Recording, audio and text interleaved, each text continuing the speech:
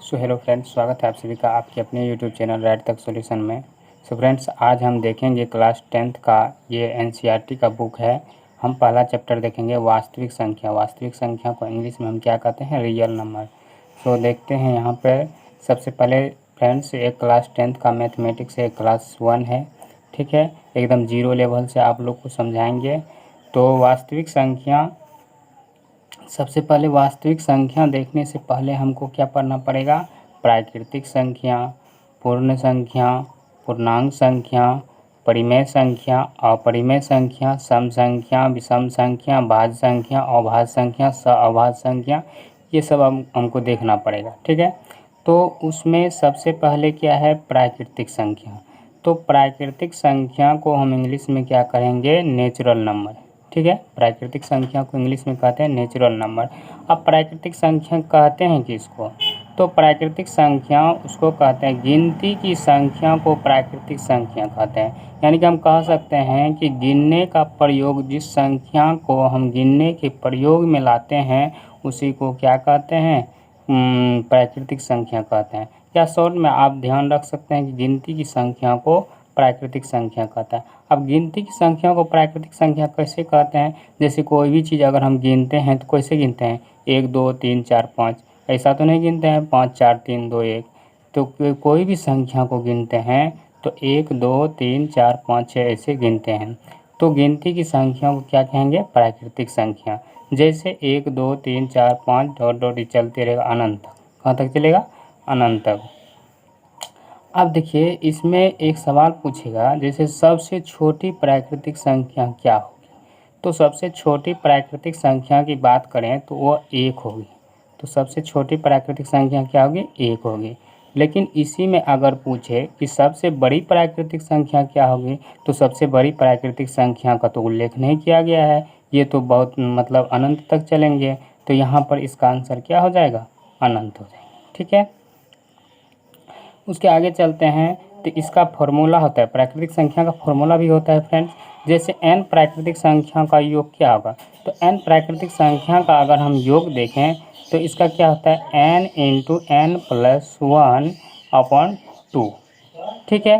n into N plus 1 upon 2, अगर इस पे हम सब बैठाएँ तो यहाँ पर क्या बोलता है कि प्रथम 10 प्राकृतिक संख्याओं का योग क्या होगा? तो प्रथम 10 प्राकृतिक संख्याओं का योग निकालने के लिए वही फॉर्मूला लगाएंगे, n into N plus 1 upon 2। अगर इस पे हम बैठाते हैं तो 10 इंटू 10 प्लस 1 अपॉन 2, तो क्या हो जाएगा? 10 इंटू ये 10 एक जोड़ेंगे तो कितना होगा? 11/2। अब 2 से कटाएंगे, 2 पंचे 10, 11 पचे 55। तो मेरा आंसर क्या हो जाएगा? 55, ठीक है। अब उसके आगे चलते हैं तो क्या बोलता है कि 2 अंकों की सबसे छोटी प्राकृतिक संख्या क्या होगी? तो 2 अंकों की सबसे छोटी प्राकृतिक संख्या देखें तो इसका उत्तर हो जाएगा 10। ये 2 अंकों की सबसे छोटी प्राकृतिक संख्या हो गया। अगर 2 अंकों की सबसे बड़ी प्राकृतिक संख्या देखें तो क्या हो जाएगा? 99। अगर हम 100 लेते हैं तो ये तो 3 अंक हो जाता है, तो ये नहीं होगा, मतलब 99 होगा, ठीक है। पूर्ण संख्या क्या है? पूर्ण संख्या। पूर्ण संख्या को इंग्लिश में कहते हैं होल नंबर। अब पूर्ण संख्या किसे कहते हैं? प्राकृतिक संख्या के समुच्चय में शून्य को शामिल कर दिया जाए तो वह पूर्ण संख्या कहलाती है। अगर प्राकृतिक संख्या है तो प्राकृतिक संख्या में अगर हम शून्य को शामिल कर देंगे तो क्या मेरा बन जाएगा? वह बन जाएगा पूर्ण संख्या। जैसे यहाँ से देखिए, यहाँ प्राकृतिक संख्या 1 2 3 4 5 6 7, ये तो प्राकृतिक संख्या, लेकिन इसी में अगर हम 0 को शामिल कर देते हैं तो यह क्या बन जाता है? पूर्ण संख्या बन जाता है।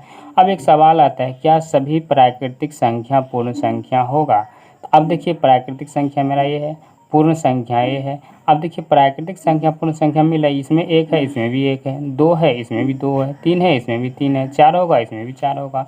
तो मतलब जितने भी प्राकृतिक संख्या है वह पूर्ण संख्या में मिल जा रही है। तो यानी सभी प्राकृतिक संख्या पूर्ण संख्या होगी। तो यहाँ पर आंसर क्या होगा मेरा? हाँ। लेकिन दूसरा सवाल क्या है कि क्या सभी पूर्ण संख्या प्राकृतिक संख्या होगा?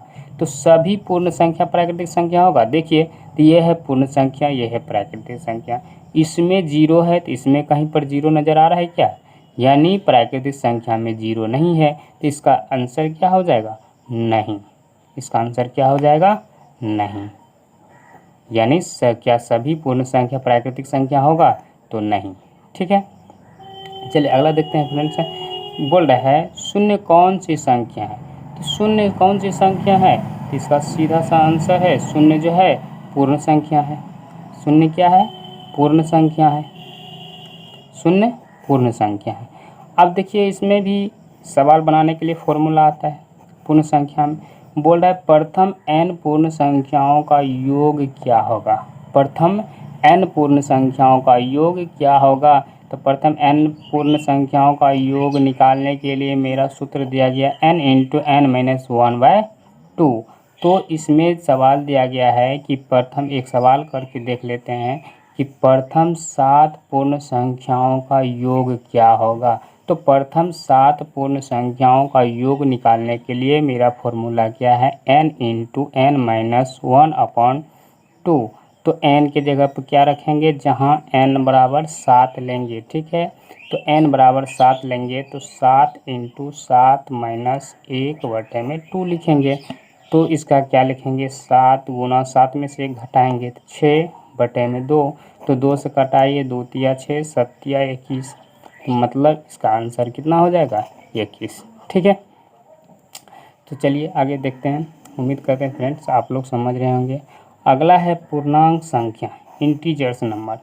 अगला क्या है? पूर्णांक संख्या। अब देखिए पूर्णांक संख्या किसे कहते हैं?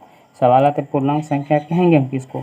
तो इसका उत्तर हो जाएगा पूर्ण संख्या के समुच्चय में ऋणात्मक प्राकृतिक संख्या को शामिल करने पर पूर्णांक संख्या प्राप्त होता है।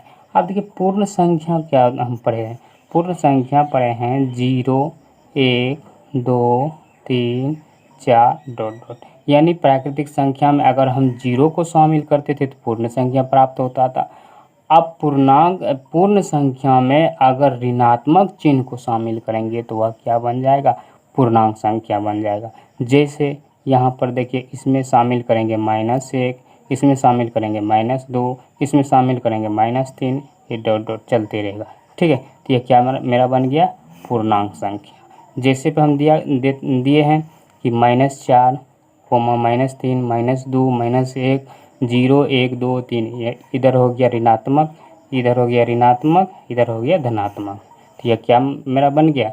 पूर्णांक संख्या। सवाल आता है क्या सभी प्राकृतिक संख्या पूर्ण संख्या है? तो ये देखिए मेरा प्राकृतिक संख्या है, ये क्या पूर्णांक पूछ रहा है ना, ये पूर्णांक संख्या है। अब देखिए प्राकृतिक संख्या में 1 है तो इसमें भी 1 है, यहाँ पर धनात्मक में 2 है, इसमें भी 2 है, 3 है, इसमें भी 3 होगा, ... चलते रहेगा ना। इसमें भी 3 है, 4 है, इसमें भी 4। तो सभी हम बोल सकते हैं क्या सभी प्राकृतिक संख्या पूर्णांक संख्या होगा। ठीक है, इसका उत्तर क्या होगा? हाँ। इसका उत्तर क्या होगा? हाँ। उसी तरह से बोल रहा है क्या सभी पूर्ण संख्या पूर्णांक है? जितने भी पूर्ण है क्या पूर्णांक होगा? तो यहाँ पर देखिए पूर्ण संख्या है, ये पूर्णांक संख्या। इसमें 0 है तो इसमें भी 0 है, इसमें 1 है तो इसमें भी 1 है, इसमें 2 है, इसमें भी 2 है। तो यानी हम कह सकते हैं कि जितने भी पूर्ण संख्या है वह क्या होगा? पूर्णांक संख्या होगा। ठीक है, इसका भी उत्तर क्या होगा? हाँ। अगला सवाल है कि क्या सभी पूर्णांक प्राकृतिक संख्या है? ये जितने भी पूर्णांक है क्या प्राकृतिक संख्या है? देखिए इसमें भी -1 है, क्या इसमें -1 है क्या? नहीं है। तो हम कह सकते हैं कि सभी पूर्णांक संख्या जो प्राकृतिक संख्या नहीं होगा। इसका उत्तर क्या होगा? नहीं। ठीक है, अगला सवाल क्या है मेरा? क्या सभी पूर्णांक पूर्ण संख्या है? जितने भी पूर्णांक है क्या पूर्ण संख्या है? यहाँ पर देखिए पूर्णांक है, ये पूर्ण है। तो इसमें -1 है, -2 है, इसमें -1 -2 है क्या? नहीं है। तो हम कह सकते हैं कि जितने भी पूर्णांक है वह पूर्ण संख्या नहीं होगा। क्या होगा? नहीं होगा। अगला देखिए क्या है? क्या -5 कौन सी संख्या है? इसमें सवाल आता है -5, -2, -3, -4, कुछ भी आ सकता है। -5 कौन सी संख्या है? तो माइनस इसमें आता है, माइनस इसी में आता है नेगेटिव वाला ना, ये पूर्णांक संख्या में नेगेटिव वाला आता है। तो -5 जो हम कह सकते हैं, तो इसका उत्तर क्या होगा? -5 यह हो जाएगा पूर्णांक संख्या। क्या हो जाएगा? पूर्णांक संख्या।